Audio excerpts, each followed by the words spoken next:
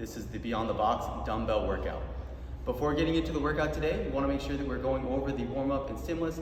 Those can be found on the Instagram post as well as the BestBox app on your phone.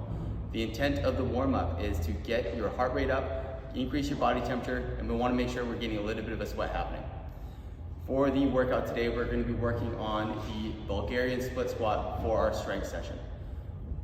Bulgarian Split Squat is a split stance, but the rear foot is elevated on a bench or a chair, or whatever you have available to you. If you're at home, you could use a set of stairs, maybe put your foot on the second or third stair behind you, make sure that you have enough room to move through. You could also have a stool or something, or just give that back foot some elevation. The setup for this, you want to make sure that we're not too close, not too far away. So if I set up and I'm too close, so I'm right here, this isn't going to allow me enough room to get into a full range of motion. Even if I lean forward, I just can't get low. If I'm too far ahead, then I also can't get my fullest range of motion. And I'm also might be leaning a bit too much.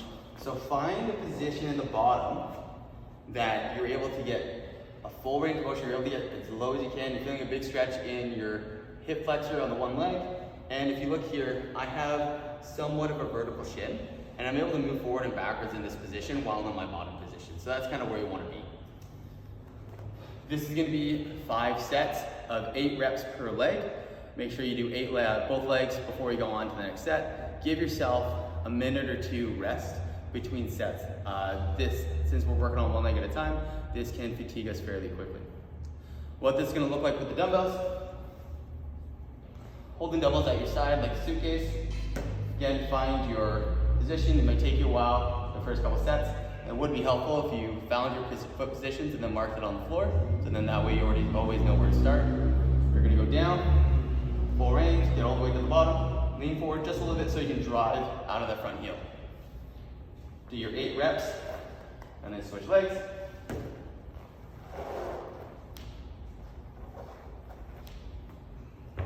Ideally, we want to be adding weight or going somewhat heavier each round.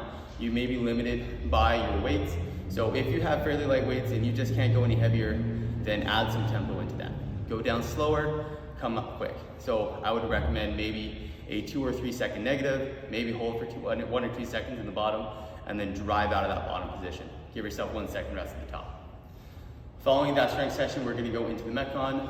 The Metcon is a chipper style. We have 3 movements: air squats, dumbbell swings, and single arm front rack lunges. This is a chipper style, so 75 air squats, 50 dumbbell swings, 50 single arm front rack lunges. That's going to be 25 lunges per arm.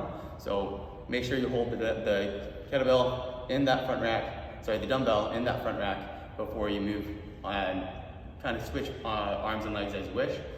It's 50 dumbbell swings again, and then finish with 75 air squats. So let's talk about those air squats. Getting your hips set back and down.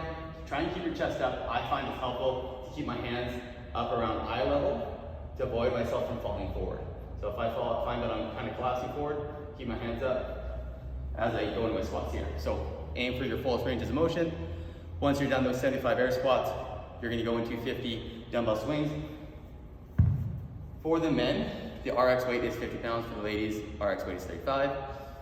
The dumbbell swing, make sure you're swinging through the legs and driving the hips forward and letting the hips set backwards, and the power is coming from the lower body. So swing back, drive, hands all the way overhead. Keep my chest up as I swing back down, and I'm driving the hips forward and backwards to help me get that weight up. Break those up as needed. Once you're done your 50, you're going to go into your 50 single arm front rack lunges. So taking the weight, holding in the front rack position here.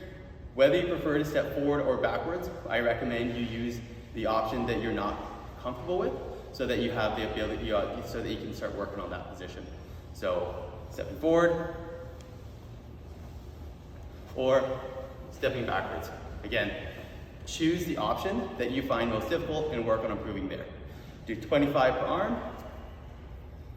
And then you're going to go back into those dumbbell swings, 50, and then finish off with another 75 air squats.